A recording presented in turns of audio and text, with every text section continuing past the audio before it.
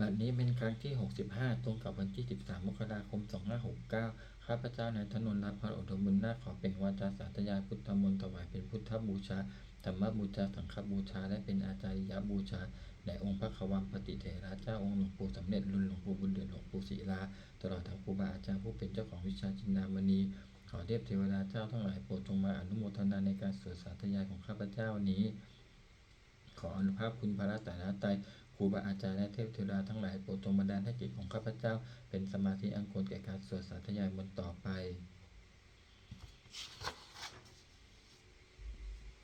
บทสวดชุมนุมเทวดาสัมมันตาจักรวาเลสุอัตตาขัจฉันตุเทวตาสัทธมังมุนิราชัสสะสุนันตุสขาโมขาทางสักเกกามีจารูเปคิริจิกาลัตตเตจันตลิเขวิมาเนทีเปรัตเถจะคามีตลุวันนะคะหันเนเคหะวัตถุมิเขเตภูมาจายันตุเทวาชาลาธาราวิสัมเมยะขะคันทปนาคาติตันตาสันนิเกยังมุนิวาราวาจะนางสาทโวเมสุนันตุธรรมสาวนาการโลอายัมปทันตาธรรมสาวนาการโลอายัมปทันตาธรรมสาวนาการโลอายัมปทันตาบทสวดนามการสิทธิคาถานะโมตัสสะภะคะวะโตอะระหะโตสัมมาสัมพุทธัสสะนะโมตัสสะภะคะวะโตอะระหะโตสัมมาสัมพุทธัสสะนะโมตัสสะภะคะวะโตอะระหะโตสัมมาสัมพุทธัสสะบทสวดสัจจกิริยาคาถานัตถิเมสรนังอัญญังพุทโธเมสรนังวะลังเอเตนะสัจจวัชเชนะสดจิเมโหตุสัพพะทานัตถิเมสรนังอัญญังธัมโมเมสรนังวะลังเอเตนะสัจจวัชเชนะสดจิเมโหตุสัพพะทานัตถิเมสรนังอัญญังสังโฆเมสรนังวะลังเอเตนะสัจจวัชเชนะสดจิเมโหตุสัพพะทา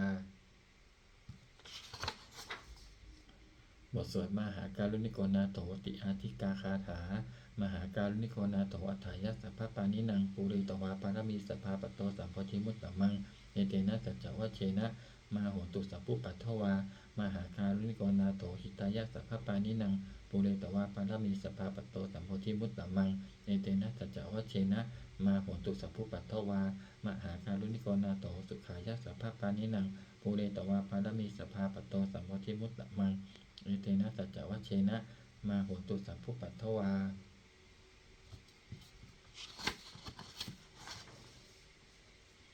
บทสวดมหาสมัยสูตรเอวันมีสุตังเอกังสัมมยังภะคะวาสักกีสุวิหารติกปิลาวสุสมิงมหาวเนมหาตาภิกขุสังเคนะทัตติงปัญจมัตเตหิภิกขุสเตหิสเปเหวะอรหันเตหิทัสสะหิจะโลกธาตุหิเทวตาเนปุเยนะสันนิปติตาโหนติภะคะวันตังทัสสนายะภิกขุสังคัญจะอัตถโขจตุนังสุทาวาสกายิกานังเทวานังเอตทะโหสิอายังโขภะคะวาสักเกสุวิหารติกปิลาวตุสมิงมหาวเนมหาตาภิกขุสังเคนะสัตติงปัญจมัตเตหิภิกขุสัตเตหิสเปเหวะอรหันเตหิทัสสะหิจะโลกธาตุหิเทวตา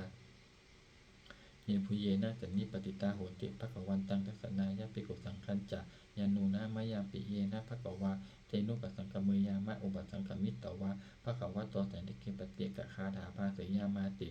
อัตโกตาเทวตาสยถาปินามะพระวาปุริโสสัมมัญชิตังวาปาหังปัสสาเลยะปัสสาริตังวาปาหังสัมมิเชยะเอวะเมวะสุทาวาเสสุเทเวสุอันตรหิตาภะคะวะโตปุระโตปาโตระหังสุอัตโกตาเทวตาภะคะวันตังอภิวาเทตวาเอกมันตังอัตตังสุเอกมันตังทิตาโขอีกาเทวตาภะคะวะโตสันนิเกอิมังคาตังอภาสิมหาสัมมโยภวนัสมิงเทวกายาสมาคตาอาคตามะอิมังธรรมสัมมยังทักขิตาเยวะอปาราชิตสังคันติอัตโขอปาราเทวตาภะคะวะโตสันนิเกอิมังคาตังอภาสิตัตตภิกขโวสัมมาทหังสุจิตตังอัตโนอุชุกมะกังสุสารทีวะเนตานิคเหตวะอินทริยานิรักขันติปันทิตาติ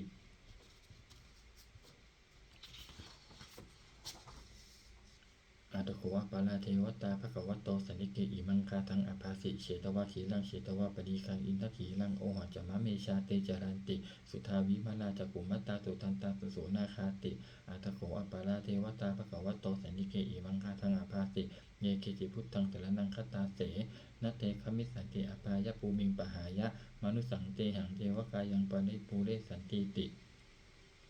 อัตถโขภะคะวาภิกขุอามันเตสิเยบุเยนะภิกขเวทัตตสุโลกธาตุสุเทวตาสันนิปติตาโหนติตถาคตังทัสสนายะ ภิกขุสังฆัญจะเยปิเตภิกขเวอหิสุงอติตมัฏฐานังอรหันโตสัมมาสัมพุทธาเตสัมปิภะคะวันตานังเอตปรมาเยวะเทวตาตันนิปติตาอหิสุงเสยถาปิไมหังเอตระหิเยปิเตภิกขเวภวิสสันติอนาคตมัฏฐานังอรหันโตสัมมาสัมพุทธาเตสัมปิภะคะวันตานังเอตปรมาเยวะเทวตาตันนิปติตาภวิสันติเสยถาปิไมหังเอตระหิอาจิกิสามิภิกขเวเทวกายานังนามานิจิตยิสามิภิกขเวเทวกายานังนามานิเทศิสามิภิกขเวเทวกายานังนามานิตังสุนาถสาธุกังมนสิกโรสัพพติสามีติเอวัมพันเตติโขเตภิกขุภควโตปัจจโสสงภควาเอตทะโวจะสิโลกามะนุปสามิยตภูมาตถสิตาเยสิตาคิริคัพพลังปยิตตาสมาหิตาปุตุสีหาวสันลีนาโรมะอังสาพิสัมพุโนโอทาตมะนัสสาสุทาวิปัสสนมนาวิลาปิญโยปัญจสเตยตวาวเนกาเบลวัตเวตโตอามันตยิสตาสาวเกสาสะเนรเตเทวกายะอภิกันตาเตวิชานาตภิกขโวเตจะอัตตปะมะขลุงสุตวาพุทธสัสสะสะนังเตสัมปะโตระหุยานังอมานุสานาทัสสะนังอเปเกสตะมัตตะหงสหัสสังอัตสัตตะริงสตังเอเกสหัสสานังอมานุสานามัตตะสุงอเปเกนันตมัตตะหงทิสาสภาบุตตะอาหงตันจักสัพพังอภิญญายะววกิตวานัจจกุมาตโตอามันตยิสตาสาวเกสาสเนรเตเทวกายะอภิกันตาเตวิชานาถภิกขโวเยโวหังกิติยิสามิคีราหิอนุปุปโสจัตตสหัสสาวยะขาภูมากปิลวัตตวาอิทิมันโตสุติมันโตวันนะวันโตยสัสสิโนโมทมานาภิกามุงภิกขุนังแต่มิติงวนังชสหัสสาเหมวัตตายะขานานัตตวันนิโนอิทิมันโตสุติมันโตวันนะวันโตยสัสสิโนโมทมานาอภิกามุงภิกขุนังสมิติงวนังสัตตาคิลาติสหัสสายะขานานัตตวันนิโนอิทิมันโตสุติมันโตวันนะวันโตยสัสสิโนโมทมานาอภิกามุงภิกขุนังสมิติงวนังอิเชเตโสรัสสหัสสายักขานานัตตวันนิโนอิทิมันโตชุติมันโตวันนะวันโตยัสสสิโนโมทมานาอภิกามูภิกขุนังสมิติงวนังเวสามิตาปัญจสัตตายักขานานัตตวันนิโนอิทิมันโตชุติมันโตวันนะวันโตยัสสสิโนโมทมานาอภิกามูภิกขุนังสมิติงวนังคุมพิโรราชัคขาหิโกเวปุลสันนิเวสนังพิญโยนังสัตตสหัสสังยักขานังปยิรุปัสสติคุมพิโรราชัคขาหิโกโสปะคะสมิติงวนังตุนิมันจัตติสังราชาตตนัตโตปัสสะสติคันธพานังอธิปติมหาราชายตติโสปุตตปิตสัพพะโวอินทนามามหาปาราอิทิมันโตชุติมันโตวันนะวันโตยัสสติโนโมทมานาอภิกามุงภิกขุนังสมิติงวนังทักขินันจัตติสังราชาวิรุณโหตปัสสะสติกุมันธานังอธิปติมหาราชายตติโสปุตตปิตสัพพะโวอินทนามามหาปาราอิทิมันโตชุติมันโตวันนะวันโตยัสสสิโนโมทมานาภิกามุงภิกขุนังแต่มิติงวนังปัจฉิมันจัตติสังนาทาวิรูปโกปัสสะสตินาคานังอธิปติมหาราชยัสสสิโสพุทธปิตสัพพะโวอินทนามามหาภาลาอิทิมันโตชุติมันโตวันนะวันโตยัสสสิโนโมทมานาภิกามุงภิกขุนังแต่มิติงวนังอุตตรัญจัตติสังราชากุเวโรตปัสสะสติยะขานังอธิปติมหาราชยัสสสิโสพุทธปิตสัพพะโวอินทนามามหาภาลาอิทิมันโตชุติมันโตวันนะวันโตยัสสสิโนโมทมานาอภิกามุภิกขุนังแต่มิติงวนังปุณิมาทิสังทัตตลัตโตทกิเมนะวิรุณโกปัจฉิเมนะวิรูปโขโกเอโรอุตรังทิสังจัตตาโรเตมหาราชาสัมมันตาจตุโลทิสาทันทันละมานาอัตถังสุวรรณิกปิโลวัตตเวเตสังมายาวิโนทาสาอาคูวันจานิกาสัทธามายากุเตนทุเอเตนทุวิภูจะวิภูโตสหะจันทโนปมะเสโทจักกินนุคันทุนิคันตุจักปะนาโทโอปะมัญโยจักเทวสุตโตจัมาตาลิจิตเสโนจักขันทโพนโรราชาชโนสัพโพ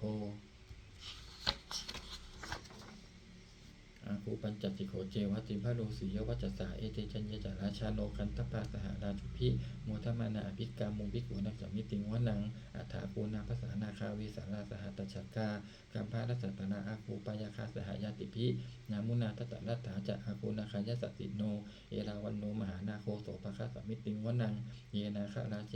สหสาหารันติทิปาทิชาปกิวิสุทธจักขูเวหายาสาเตวนามัจจปัตตาจิตตาสุปนาอิติเตสนามังอภัยยันตทานาคาราชานามาติสุปันนโตเขมามากาสิพุทโธสันหาหิวาจาหิอุปวะยันตานาคาสุปันนาสารนามกังสุพุทธัง ชิตาวชิระเถนะสมุทังอสุราสิตาภาตโรวาสวัสเสติอิทิมันโตยัสสติโนกาลกัญชามหาพิสมาอสุราธนเวกัสสาวิปัจจิติสุจิติจะปหาราโทนะมุจีสหะสัตตัญจะพะริปุตตานังสเปเวโรจนามักกาสันนหิตวะพะริงเสนังลาหุพัทธามุปปะขมุงตัมมโยธานิพัตตันเตวิขูนังตัมมิติงวนังอาโปจะเทวะปัทวีจะเตโชวโยตถาคัมมุงวรุณาเทวะโสโมจะยัสสะสะสะหะเมตตากรุณากายิกาอาโคเทวายัสสสิโนทัสเสเตทัสสทากายาสเปนานัตตะวันนิโนอิทิมันโตชุติมันโตวันนะวันโตยัสสสิโนโมทมานาภิกามุภิกขุนังสัมมิติงวนังเวนทูจะเทวาสหลีจะอัสมาจะทุเวยะมาจันทสุปนิสาเทวาจันทมาคูปุลกิตาสุริยสุปนิสาเทวาสุริยมาคูปุลกิตานักขัตตานิปุลกิตวาอาคูมันทวะละหกาวสุนังวสโวเศโถสโกปะคาปุรินทโททัสเสเตทัสสทากายาสเปนานาตะวันนิโนอิทิมันโตชุติมันโตวันนะวันโตยัสสสิโนโมทมานาภิกขามุภิกขุนังแต่มิติงวนังอัฏฐาคูสาภูเทวาชลมัคคิสิกขานิวะอธิตกาโตโลชาจะอุมาปุพันนิปัสสิโนวรุณาสหธรรมาจะอจุตาจะอนิจักกาสุริยะวิกิลาอาคูวาสวัเนสิโนทัสเสเตทัสสทากายาสเพนันตะวันนิโนอิทิมันโตชุติมันโตวันนะวันโตยัสสสิโนโมทมานาภิกขามุภิกขุนังแต่มิติงวนังสัมมานามหาสัมมานามนุสามานุสุตตมากิทาปตุสิกาอาคูมโนปตุสิกาอัฏฐาคูหารโยเทวาเยจะโลหิตวาสิโนปาลคามหาปาลคาอาคูเทวายัสสสิโนทัสเสเตทัสสทากายาสเปนานัตตะวันนิโนอิทิมันโตชุติมันโตวันนะวันโตยัสสสิโนโมทมานาภิกขามุภิกขุนังสัมมิติงวนังสุกากะรุมหาอรุณาอาคูวิคานัสสาสหะโอทาตะกะหาปาโมขะอาคูเทวาวิจักขนาสัตตามัตตาหาลัคชามิสกาจยัสสสิโนท่านยังอาคาปชุนนูโยทิสาภิวัสติทัสเสเตทัสสทากายาสเปนานัตตะวันนิโนอิทิมันโตชุติมันโตวันนะวันโตยัสสสิโนโมทมานาภิกขามุภิกขุนังแต่มิติงวนังเขมิยาตุนิตายามากัตตกาจยัสสสิโนตัมปิตกาลามาเตถาโชตินามาจะอาสวานิมานาลติโนอาโกอัฏฐาคูปะละนิมิตาทัสเสเตทัสสทากายาสเปนานัตตะวันนิโนอิทิมันโตชุติมันโตวันนะวันโตยัสสสิโน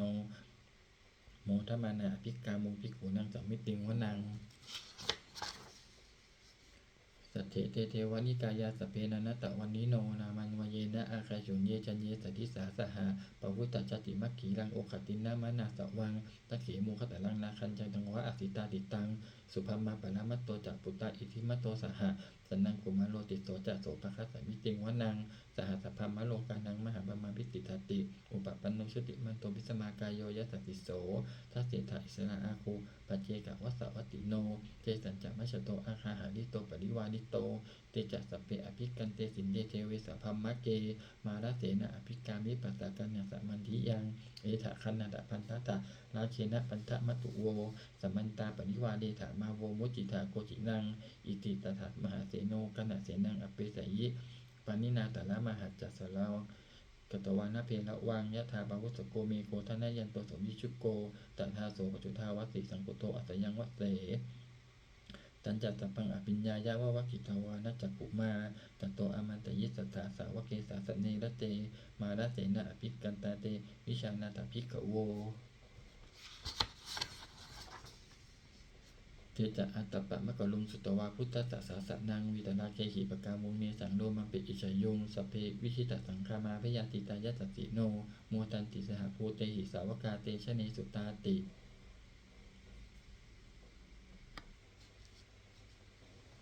บทสวดจุลชยปกรณ์นะโมเมพุทธเตชะสารตนะตยะธรรมิกาเตชะปสิทธิปสีเทวานานายะปะระเมสุราเศรษฐิปมาจะอินทาจะจัตุโลกคัมภีรขกาสมุทธาภูตุงคังคาจะสัพพมะชยปสิทธิปวันตุเตชยชยทรณิอุทธินาทีชยคะคนละตนละนิสัยนิรัยสายเสนะเมรุราชพลนราชีชยคัมภีรสงพีนาคิตนาคีปิสัจจภูตกาลีชยตุนิมิตาโลคีชยสิงคีสุทาตานมุขชาช ชัยยะชัยยะวรุณมุขสาตาชัยยะชัยยะจำปาทินาคกุลคันทกะชัยยะชัยยะคัจฉคนนตุลงสุขรับผู้ชงถีหะพยกะทีปาชัยยะชัยยะวรุณมุขยาตาชิตะเสนานิปุณะสุทธินรดีชัยยะชัยยะสุขาชีวีชัยยะชัยยะธรณีตนิสัทธาสุชัยยาชัยยะชัยยะธรณีสันติตถาชัยยะชัยยะมังคลาลัญญาภวะเคชัยยะชัยยะวรุณยักเขชัยยะชัยยะทักขเสสุระพุชเตชาชัยยะชัยยะพระเมทัคนาชัยยะชัยยะราชาธิราชสัจชัยชัยยะชัยยะปัทวิงสัพพังชัยยะชัยยะอรหันตาปัจเจกพุทธสาวังชัยยะชัยยะมเหสุโลหะโลหะลินเทวาชัยยะชัยยะพระมสุรักโขชัยยะชัยยะนาโควิรุณหโกวิรูปโขจันทิมาลวิอินโทจะเวนะเตโยจะคูเวโรวรุโนปิจจะอคิวาโยจะปาจุนโหกุมาโลทัตตะรัตตะโกอัฏฐารัสสะมหาเทวาสิทธิตาปะสะอาทะโยอิสิโนสาวกาสภาชยละโมภวันตุเตชยธรรมโมจัสังโฆจัตถาสปาโลจัชยกังเอเตนะชยเตเชนะชยโสติภวันตุเตเอเตนะพุทธเตเชนะโหตุเตชยมังคะลังชัยโยปิพุทธสัสสิริมะโตอะยังมารัสสะจะปาปิมะโตปะราชโยโอโกจยัมโพธิมันเทปโมทิตาชยตถาพัมมคณามเหสิโนชัยโยปิพุทธสัสสิริมะโตอะยังมารัสสะจะปาปิมัตโตปะราชโยโอโกสยัมโพธิมันเทปโมทิตาชยตถาอินทคณามเหสิโนชัยโยปิพุทธสัสสิริมัตโตอะยังมารัสสะจะปาปิมัตโตปะราชโยโอโกสยัมโพธิมันเทปโมทิตาชยตถาเทวคณามเหสิโนชัยโยปิพุทธสัสสิริมัตโตอะยังมารัสสะจะปาปิมัตโตปะราชโยโอโกสยัมโพธิมันเทปโมทิตาชยตถาสุปันนคณามเหสิโน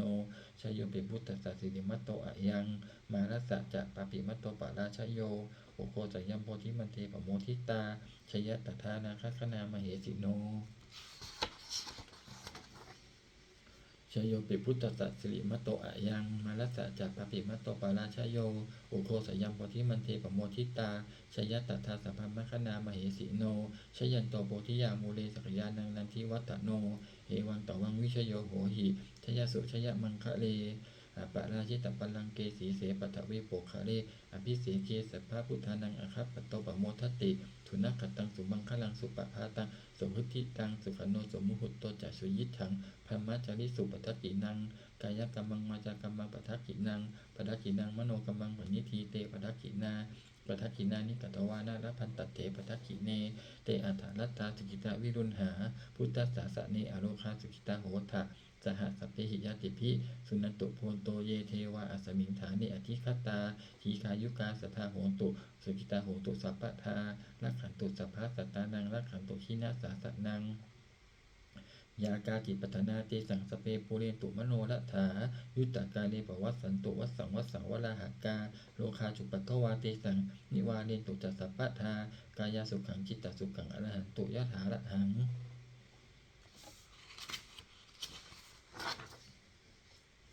บทสวดธรรมนิยามสุตตังเอวันเมสุตังเอกังสัมมยังภควาสาวัตถิยังวิหารติเชตวะเนอนาคาปินทิกัสสะอาราเมตัตตะโขภควาภิกขุอามันเตสิทิขโวติปตันเตติเตภิกขุภควโตปัจจโสสมภควาเอตัทโวจะอุปาทาวาภิกขเวตตาคาตานังอนุปาทาวาตตาคาตานังทิตาวาสาธาตุธรรมทิตตตาธรรมนิยามตาสเปสังขาระอนิจจาติตังตถาคโตอภิสัมพุชติอภิสัมเมติอภิสัมพุชิตวาอภิสัมเมตวาอติกติเตเสติปัญญเปติปัตตเปติวิวารติวิปัสสติอุตานิกโรติสเปสังขาระอนิจจาติอุปาทาวาภิกขเวตถาคตานังอนุปาทาวาตถาคตานังทิตาวสาธาตุธรรมทิตตตาธรรมนิยามตาสเปสังขาราทุกขาติตังตถาคโตอภิสัมพุชติอภิสัมเมติอภิสัมพุชิตวาอภิสัมเมตวาอติกติเทเสติปัญญเปติปัตถเปติวิวารติวิปัสสติ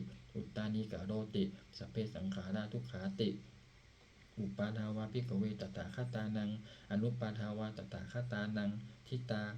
วสาธาตุธรรมทิตาตาธรรมนิยามตาสัพเพธรรมะอนัตตาติตังตถาคตโตอภิสัมพุชติอภิสัมเมติอภิสัมพุชิตวาอภิสัมเมตวาอติกติเตเสติปัญญเปติปัฏฐเปติวิวารติวิปัสสติอุตตานิกโรติสัพเพธรรมะอนัตตาติอิทัมมโวจะภควะอัตตมนาเตภิกขุภควะโตภาสิตังอภินันทุนติบทสวดพัตเตกรัตตคาถาอติตังนานวาคะเมยยะนะปฏิกังเขอนาคตังบุคคลไม่ควรตามคิดถึงสิ่งที่ล่วงไปแล้วด้วยอาลัยและไม่พึงพะวงถึงสิ่งที่ยังไม่มาถึงยะทัตติตังปะหีนันตังอปัตตัญจะอนาคตังสิ่งเป็นอดีตก็ละไปแล้วสิ่งเป็นอนาคตก็ยังไม่มาปัจจุบันนันจะโยธรรมันตถาตถาวิปัสสติอสังหิรังอสังกุปังตังวิธามะนุพระรูหะเย ผู้ใดเห็นธรรมมันเกิดขึ้นเฉพาะหน้าในที่นั้นๆอย่างแจ่มแจ้งไม่งอนแง่นคอนแกนก็ควรพระภูมิอาการเช่นนั้นไว้อัจเชวะกิจจมาตัปปังโกจัญญามรณังสุเวความเพียรเป็นกิจที่ต้องทำวันนี้ใครจะรู้ความตายแม้พรุ่งนี้นาหิโนสังขารันเตนะมหาเตเนนะมัจจุนาเพราะการปรับเปลี่ยนต่อมัจจุราชซึ่งมีเสนามาตย่อมไม่มีสำหรับเราในวังวิหาริมาตาเพียงอโหรัตตมัตตันทิตังตังเวพระเตกรัตโตติสันโตอจิตคเตมุนีมุนีผู้สงบต้องกล่าวเรียกผู้มีความเพียรอยู่เช่นนั้นไม่เกียจคร้านทั้งกลางวันกลางคืนว่าผู้เป็นอยู่แม้เพียงนาทีเดียวก็น่าชม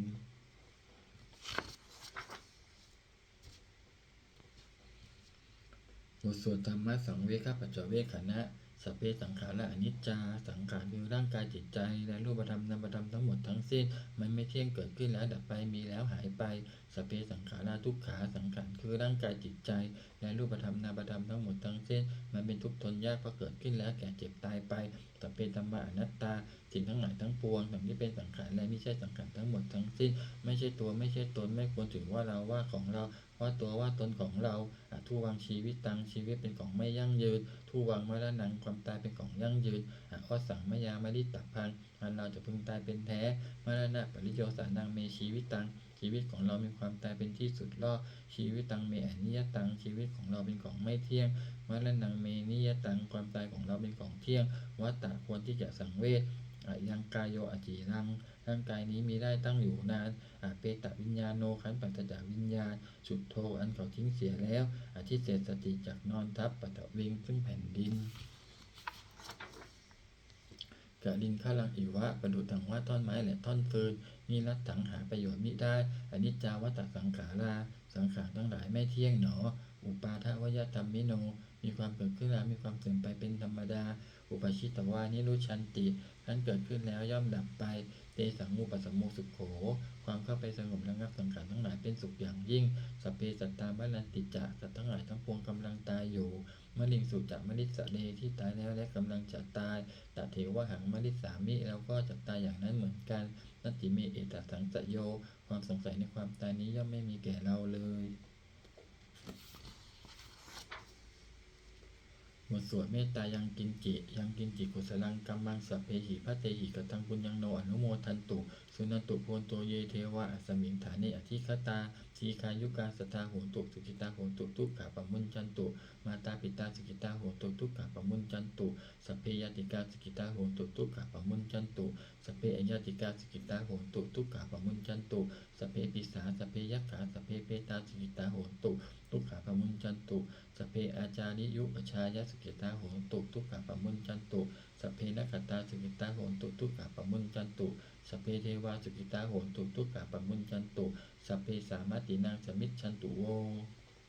บทสวดบูชาหลวงปู่ทวดนะโมโพธิสัตโตอาคันติมายะอิติภคววานะโมโพธิสัตโตอาคันติมายะอิติภคววานะโมโพธิสัตโตอาคันติมายะอิติภคววา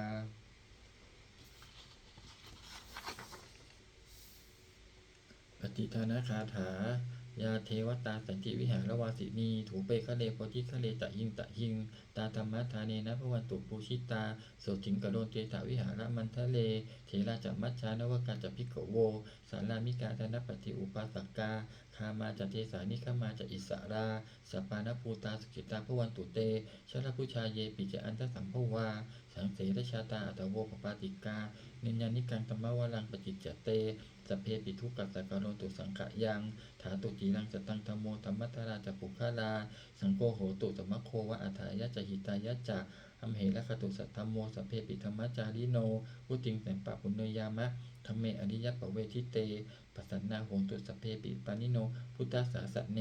สัมมาทารังปเวชันโตกาลิเทโวปวัสสตุวุธิภาวายะสัตตานังสมิทังเนตุเมทะนิงมาตาปิตาจะอัตตชังนิจจังรักขันติปุตตะกังเอวังธัมเมนะราชาโนปัจฉังรักขันตุสัพพทา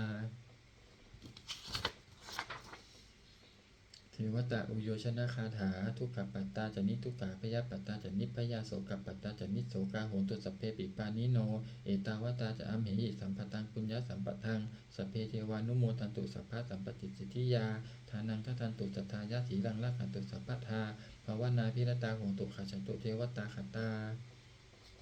สุมังคลคาถาโหตุสัพพังสุมังคลังลักขันตุสัพพะเทวตาสัพพะพุทธานุภาเวนะโสติโหตุนิรันตะดังโหตุสัพพังสุมังคลังลักขันตุสัพพะเทวตาสัพพะธรรมานุภาเวนะโสติโหตุนิรันตะดังโหตุสัพพังสุมังคลังลักขันตุสัพพะเทวตาสัพพะสังฆานุภาเวนะโสติโหตุนิรันตะดังสัพเพพุทธาภรปัตตาปเจกานันจะยังพระลังอรหันตานันจะเตเชนะนักขันบันตามิสัพพโสหนึ่งสัพเพพุทธาภรปัตตาปเจกานันจะยังพระลังอรหันตานันจะเตเชนะนักขันบันตามิสัพพโสสองสัพเพพุทธาภรปัตตาปเจกานันจะยังพระลัง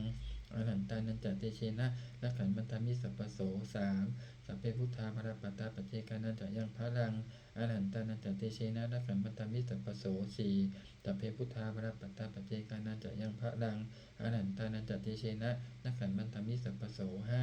สัพเพพุทธาภรปัตตาปเจกานันจะยังพระลังอรหันตานันจะเตเชนะนักขันบันตามิสัพพโสหกสัพเพพุทธาภรปัตตาปเจกานันจะยังพระลังอรหันตานันจะเตเชนะนักขันบันตามิสัพพโสเจ็ดสัพเพพุทธาภรปัตตาปเจกานันจะยังพระลังอรหันตานันจะเตเชนะนักขันบันตามิสัพพโสแปดสัพเพพุทธาภรปัตตาปเจกานันจะยังพระลังอนันตานันจะเตเชนะนักขันพันธามิสัพพโสเก้า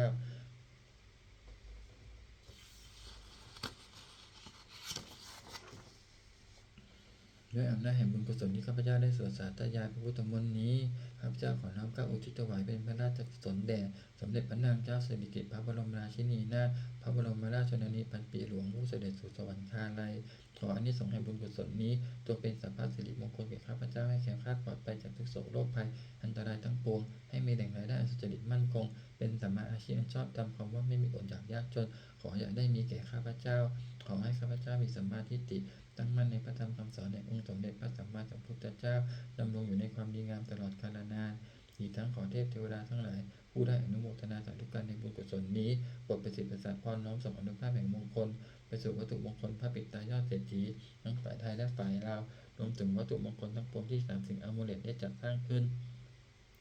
ให้เปลี่ยนด้วยพุทธานุภาพเทวานุภาพและฤทธานุภาพอันศักดิ์สิทธิ์อำนวยผลให้เป็นสิริมงคลแก่ผู้ครอบครองและบูชาทุกประการเถิด